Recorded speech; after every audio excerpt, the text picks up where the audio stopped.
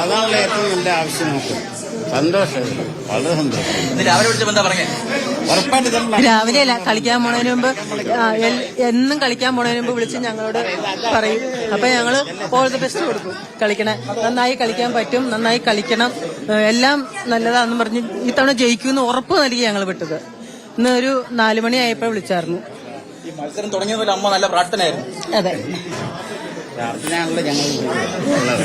തീർച്ചയായിട്ടും പ്രാർത്ഥിച്ച് കൈവിടാറില്ല ഞങ്ങള്.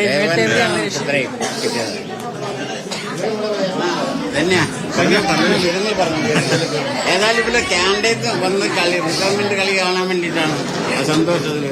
തീർച്ചയായിട്ടും അത് മെഡലോടെ തീരുന്നത് വളരെ വളരെ സന്തോഷമായിട്ടുള്ള ഒരു കാര്യം തന്നെയാണ്. വളർത്തുന്നത് ദൈവത്തിന് നന്ദി. വളരെയധികം സന്തോഷം.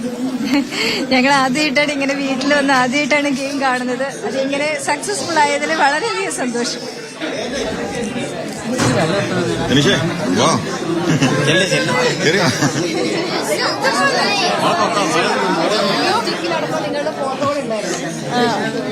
ആ സ്റ്റിക്കില് പേരുണ്ടായിരുന്നു, മക്കളുടെ പേര്. റിട്ടയർമെന്റ് പ്ലാൻ ചെയ്തിരുന്നല്ലോ, അപ്പൊ അതുകൊണ്ട് അതിന്റെ ഭാഗമായിട്ട് സ്റ്റിക്കില് ചെയ്തതാണ്.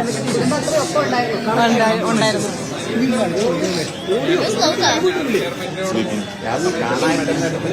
തീർച്ചയായിട്ടും റിട്ടയർമെന്റ് കരിയർ ബെസ്റ്റ് പെർഫോമൻസോടെ ഒരു വലിയ മേജർ ടൂർണമെന്റ് കളിച്ച് റിട്ടയർ ചെയ്യണമെന്നാണ് റിട്ടയർമെന്റിനെ പറ്റി പറയുമ്പോൾ എപ്പോഴും പറയാറുള്ളത്.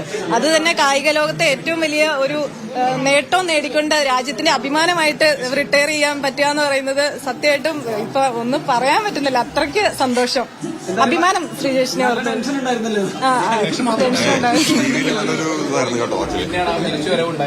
തീർച്ചയായിട്ടും ഇപ്പൊ നമ്മുടെ എന്താ പറയാ, ഹോക്കിക്ക് ഇപ്പൊ അടുപ്പിച്ച് 2 വർഷം മെഡൽ നേടിക്കൊടുക്കാൻ കഴിഞ്ഞ ടീമിലെ അംഗവുമാണ്. അപ്പൊ തീർച്ചയായിട്ടും ഒരുപാട് സന്തോഷം, ഒരുപാട് അഭിമാനം ഈ ഒരു മൊമെന്റില്.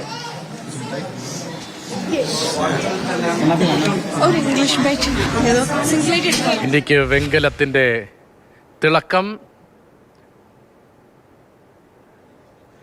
PR ശ്രീജേഷിന്റെ അഭിമാനത്തോടുകൂടി മത്സരത്തിൽ നിന്ന് വിടവാങ്ങാം. നേരത്തെ തന്നെ വിരമിക്കൽ പ്രഖ്യാപിച്ചിരുന്നതാണ്. PR ശ്രീജേഷ് അഭിമാനം വാനോളം ഉയർത്തി.